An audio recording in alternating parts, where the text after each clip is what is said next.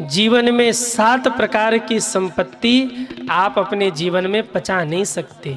7 प्रकार की संपत्ति, ध्यान से सुनिएगा। आप अपने जीवन में 7 प्रकार की संपत्ति पचा नहीं सकते। कौन कौन सी संपत्ति? पहला तो गरीब का हक।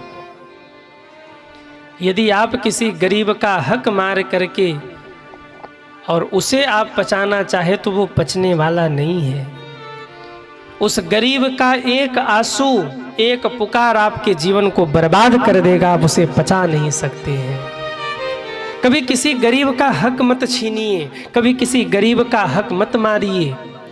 अपने भरण पोषण के लिए कभी किसी गरीब का भाग मत हड़पिए, वो आपके बर्बादी का मार्ग सुनिश्चित कर देगा। यदि आप किसी गरीब को कष्ट देकर, किसी असहाय को कष्ट दे करके अपने प्रसन्न रहना चाहते हैं तो। दूसरे नंबर, भाई का हक। कभी भी अपने भाई का हक हड़प करके, छीन करके, धोखे से उसका हिस्सा ले करके कोई भी इस दुनिया में प्रसन्न नहीं रहा है। हाँ, वो बाहर से देखने में कितना भी खुश क्यों न नजर आता हो, पर भीतर से बहुत दुखी रहेगा वो। कभी भी अपने भाई का धन मत छीनिए। ऐसे व्यक्ति बाहर से देखने में भले ही खुश नजर आए, पर भीतर से वो बड़े दुखी रहेंगे जो अपने भाई का हिस्सा छीन लेते हैं। हमारे गांव में तो एक कहावत भी है, अटक कसाई कटक कसाई और कसाई गाई का, सबसे बड़ा है वह कसाई जो धन खाए भाई का। सबसे बड़ा कसाई तो वो है जो अपने भाई का हक खाता है। मेरा निवेदन, ध्यान से सुनना, अपनी संतानों के लिए कभी भी अपने भाई का हक मत खाइए। अगर आप अपनी संतानों के लिए अपने भाई का हक खाते हैं ना, तो अब निर्णय श्री कृष्ण के हाथों में होगा। अब निर्णय मेरे महादेव के हाथों में होगा। यदि आप अपने संतान के लिए अपने भाई का हक छीन के खा रहे हैं, उसका हिस्सा आप लेकर के बैठे हैं जबरदस्ती, भगवान आपकी संतान को इतना पातकी बना देंगे कि चुटकी बजाकर सब उड़ा देगा, आपके हाथ कुछ नहीं लगने वाला। आपके पुत्र को भगवान इतना टांडवी बना देंगे कि वो सब बर्बाद कर देगा। इसलिए नंबर 2 पर है भाई का धन। कभी अपने भाई का धन, कभी अपने भाई का हक मत खाइए। नंबर 3, गऊ का भाग कभी मत खाइए। गऊ का भाग क्या है? चूल्हे पर बनी पहली रोटी वो गैया मैया का है। हमारे यहाँ की पहले की भी ये परंपरा रही। हमने देखा जब चूल्हे पर भोजन बनता था पुराने समय में, माताएं रोटी बनाने से पहले थोड़ा सा सूखा आटा लेकर 3 बार चूल्हे पर घुमाकर चूल्हे में देती थी। क्यों? ये अग्नि नारायण का भाग है। फिर गूथे हुए आटे को थोड़ा सा तोड़कर बाहर बगल में रखती थी। ये चींटियों के भाग का है, ये पंछियों के भाग का है। और जब रोटी बनती थी तो पहली रोटी अलग रख दी जाती थी, ये गैया मैया का है।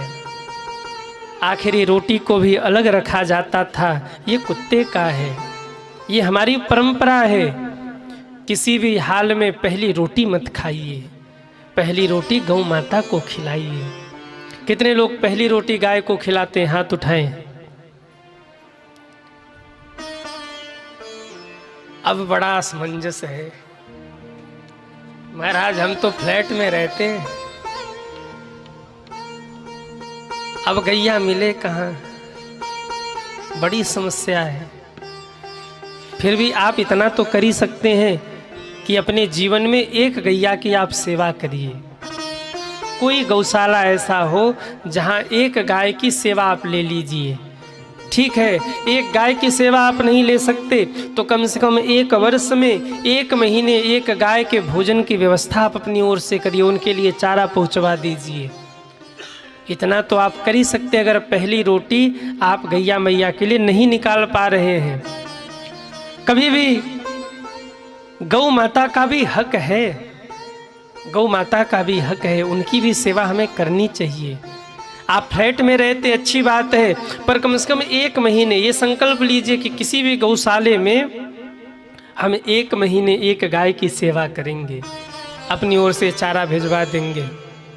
हमारे यहाँ तो आश्रम पर 2-3 गैया मैया हैं और माता जी की ये जिद रहती है कि बिल्कुल घर के द्वार के सामने ही गैया मैया होनी चाहिए, उनको दूर भी नहीं करना है। मतलब घर से कोई निकले तो 2 कदम 4 कदम पे गैया मैया मिल जाए, ऐसी व्यवस्था हो, दूर नहीं रखना। और बछड़ा हो बाछी हो तो जब तक वो बड़े न हो जाए तब तक उनको घर में ही रहना है, उनके लिए घर में ही व्यवस्था होगी, घर के भीतर, चाहे कितना भी वो आतंक करे। तो गायों के प्रति हमारे हृदय में स्नेह होना चाहिए, गौ माता का हक है। तीसरा, दान का किया गया संकल्पित धन कभी भी नहीं खाना चाहिए। आपने कहीं संकल्प कर लिया कि हमें इतना दान करना है और संकल्प करके आपने दान का धन निकाल दिया, तो किसी भी हाल में उस धन को खाइए मत, वो महापाप कहा जाएगा। आपने संकल्प कर दिया कि वहाँ मंदिर बन रहा है या वहाँ कथा हो रही, मैं इतना दान करूँगा, 501 रुपये का दान हमारी ओर से, और आपने दान करके फिर दिया नहीं, अपने जेब में ही रख लिया और अपने लिए ही खर्च कर लिया, तो वो महापाप है। इस पाप से भी बचना चाहिए, इस धन को भी नहीं खाना चाहिए। और नंबर 5, रिश्वत का धन, ये तो बिल्कुल भी नहीं खाना चाहिए। जो लोग रिश्वत का धन खाते हैं ना, अब हम क्या ही कहें, पर चेतावनी के लिए इतना तो बोल ही दें हम कि जो लोग रिश्वत का धन खाते हैं, ठाकुर जी अगली पीढ़ी में कुछ न कुछ जरूर करके लौटाते हैं। रिश्वत का धन कभी मत खाइए। ठाकुर जी किसी न किसी संतान को इतना उत्पाती बना देंगे कि वो पूरे परिवार को परेशान करेगा। गौ माता के भाग्य का, भाई का हक, गरीब का छीना हुआ हक, रिश्वत का धन, दान के लिए संकल्पित किया गया धन, और 6ठा नंबर है चोरी और बेईमानी से लाया गया धन। ये भी धन आप पचा नहीं सकते, सामर्थ्य नहीं है। चोरी करके, बेईमानी करके अगर कोई धन ले आया हो तो उसको कोई पचा नहीं सकता। सुदामा जी ने जो चने खाए थे ना, वो एक चोर चोरी करके लाया था, सांदीपनी मुनि के आश्रम के बाहर फेंक दिया था। गुरु माँ ने सोचा कि ये कोई गृहस्थी रख गया होगा, पोटली लाकर आश्रम में रख दिया और वहीं दिया था कृष्ण सुदामा को। सुदामा समझ गए ये चोरी का श्रापित चना है, कृष्ण खाएंगे तो वो दरिद्र हो जाएंगे, इसलिए ठाकुर जी को बचाने के लिए सुदामा ने वो स्वयं स्वीकार कर लिया। पर स्वीकार तो किया, परिणाम कितना कष्ट झेलना पड़ा। चोरी करके लाया गया धन, बेईमानी से लाया गया धन क्षणिक सुख दे सकता है, पर भविष्य में वो आपके बर्बादी के मार्ग को सुनिश्चित करेगा। ऐसे धन से बचिए। जुए में जीता गया धन, नंबर 7, जुए में जीता गया धन ये बर्बाद करता है जीवन को। कौरव और पांडवों ने जुआ खेला और महाभारत का युद्ध हुआ। मेरे भाई बहन, ये 7 प्रकार का धन कोई पचा नहीं सकता। चोरी करके, बेईमानी करके, किसी से छीन झपट करके अगर कोई धन ले आया है, वो सदैव अशांत रहेगा, उसके परिवार में सदैव कलह रहेगा, उसके जीवन में सदैव दुख रहेगा। इसलिए मैं निवेदन करूं, 2 रोटी कम खा लेना, थोड़ी सी गरीबी झेल लेना, पर कभी किसी को ठग कर, कभी किसी को झूठ बोलकर, कभी किसी के साथ बेईमानी करके धन अपने घर में मत लाना, वो आपके घर को बर्बाद कर सकता है। थोड़ी गरीबी झेल लेना, थोड़े दुख सह लेना, पर इस ऐसे धन से आप अपने आप को बचा करके रखना, परिश्रम करना। ठाकुर जी आपको जितना धन दें, आप उसी से अपने परिवार का पालन पोषण करिएगा। बिल्कुल चिंता मत करिएगा, भगवान देख रहे हैं। जिस दिन ठाकुर जी देंगे आपको बहुत देंगे। लेकिन आज का जीव पाप में इतना प्रवृत्त हो गया कि उसे पाप ही अच्छा लगता है, उसे अधर्म ही अच्छा लगता है। कहाँ से छीन ले, किसका किसका लूट ले, व्यक्ति के मन में केवल इतना ही चल रहा है, वो परिश्रम नहीं करना चाहता। एक बड़ा प्यारा भाव हम कई बार गाते रहते हैं। लोगवा काहे खातिर डाकू, अरे बेईमान बनल बा। लोगवा काहे खातिर डाकू, अरे बेईमान बनल बा। जब इदहिया चारी दिन के मेहमान बनल बा। जब इदहिया चारी दिन के मेहमान बनल बा। जब इदहिया चारी दिन के मेहमान बनल बा। जब इदहिया चारी दिन के मेहमान बनल बा। लोगवा काहे खातिर डाकू, बेईमान बनल बा। लोगवा काहे खातिर डाकू, बेईमान बनल बा। जब इदहिया चारी दिन के मेहमान बनल बा। जब इदहिया चारी दिन के मेहमान बनल बा। जरा उठाइए दोनों हाथों को, हरि बोल।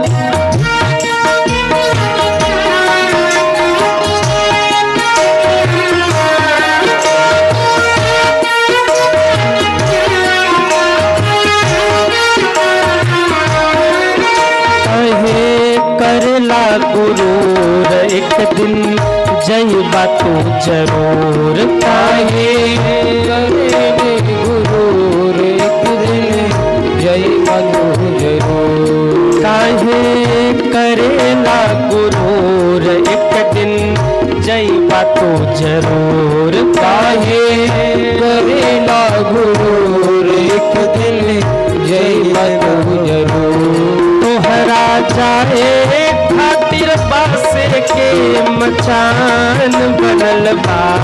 तोहरा जाए खातिर बास के मचान बनल बा। जब इदहिया चारी दिन के मेहमान बनल बा। जब इदहिया चारी दिन के मेहमान बनल बा। लोगवा काहे खातिर डाकू में बेईमान बनल बा। लोगवा काहे खातिर डाकू बेईमान बनल बा। जब इदहिया चारी दिन के मेहमान बनल बा। जब इदहिया चारी दिन के मेहमान बनल बा।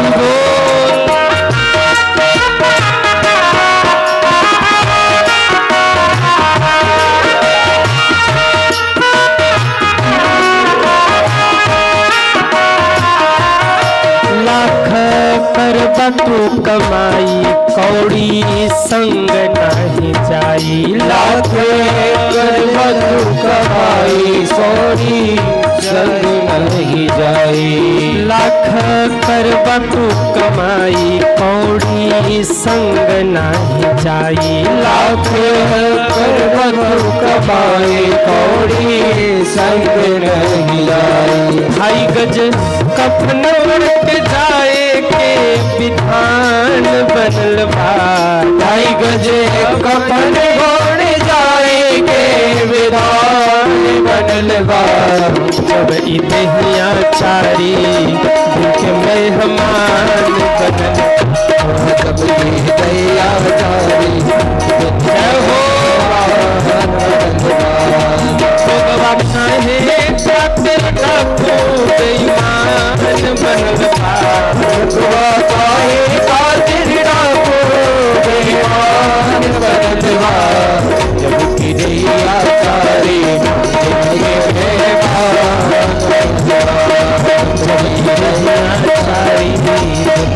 मेहमान बनल बा।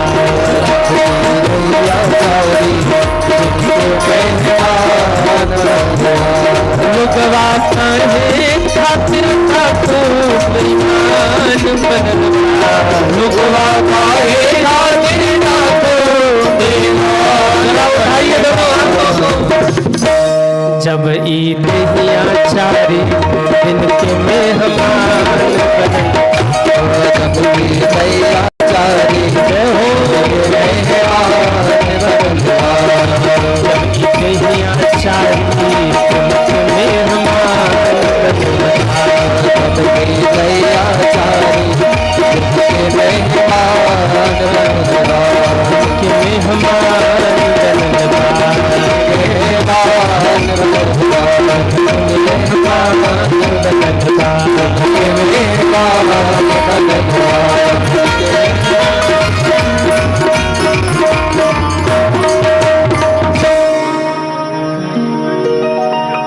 काहे करला गुरूर एक दिन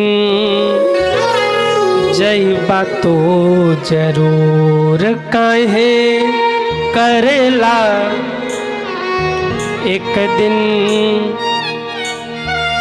सब अपने अपने पड़ोसी को सुनाओ। काहे करेला गुरूर एक दिन जइबा तो जरूर। काहे एक दिन 2.5 गज कफन ओढ़ के जाए के विधान बनल बा। 2.5 गज कफन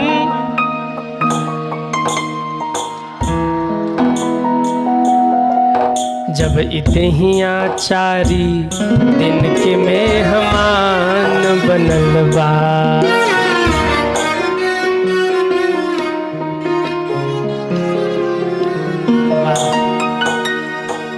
जानते सब कुछ हैं पर मानते हैं। एक बार अगर त्रिशूल फटकार दे तो तीनों लोक में प्रलय हो जाए। लेकिन फिर भी मेरे महादेव की सरलता सहजता देखिए, निराभिमानता देखिए। बाबा एकदम शांत रहते हैं और शांत बैठ करके भगवान राम का भजन करते रहते हैं। जीवन में कभी बहुत अभिमान हो ना तो एक बार काशी का चक्कर लगा जाना, काशी घूम जाना।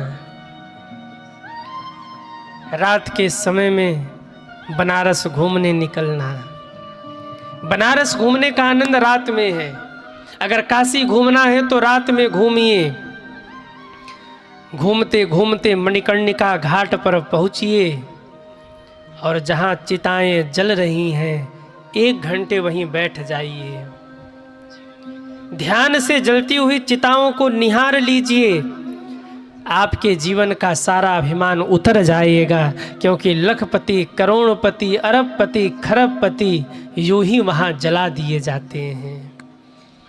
मणिकर्णिका घाट काशी का एक ऐसा स्थान है, जब से सृष्टि बनी है आज तक वहाँ चिता की आग बुझी नहीं है, जल ही रही है। 50-50 चिताएं ऐसे लाइन में लगी हैं। 20-20 चिताएं जल रही हैं। 50-50 चिताएं ऐसे लोग खड़े होके रो रहे हैं, हमारा नंबर लगाओ, हमारा नंबर लगाओ, जल्दी करो भैया, हमको जाना है, हमें अपने परिजनों का अंतिम क्रियाकर्म करना है, जल्दी जल्दी मुझे। वहाँ मरने वालों की भीड़ लगी है, चिताओं की लाइन लगी है। जब से सृष्टि बनी है तब से आज तक मणिकर्णिका घाट की अग्नि शांत नहीं हुई। कितना भी बाढ़ आ जाए चिताएं जलती ही रहती हैं। और कभी कभी तो बड़ा आश्चर्य होता है, आगे आगे अंतिम यात्रा जा रही है, राम नाम सत्य है, और पीछे पीछे बैंड बाजे बज रहे हैं, आज मेरे यार की शादी है। दोनों दृश्य देखने को मिलता है। एक तरफ अंतिम यात्रा जा रही है 4 कदम आगे, और वहीं 4 कदम पीछे जीवन की यात्रा, विवाह की यात्रा निकल रही है, वो है काशी। कभी बैठ करके निहारना मणिकर्णिका घाट को। बाबा भस्म क्यों लगाते हैं? उनका श्रृंगार। महाकाल आप में से कितने लोग गए हैं उज्जैन? वो हाथ उठाएं। भस्म आरती का दर्शन करना। उड़ाई जाती है भस्म की राख बाबा के ऊपर। बाबा कहना चाहते, अरे अभिमानी जीव, जरा मेरे श्रृंगार को निहार के देख ले। मैं त्रैलोक का मालिक हूँ, फिर भी मेरे ऊपर भस्म उड़ाया जा रहा, क्योंकि जीवन का आखिरी सत्य यही चिता का भस्म है। ऐसे महादेव की कथा को जब हम सुनेंगे तो ऐसे महादेव की कथा को सुनकर हम निराभिमान हो जाएंगे।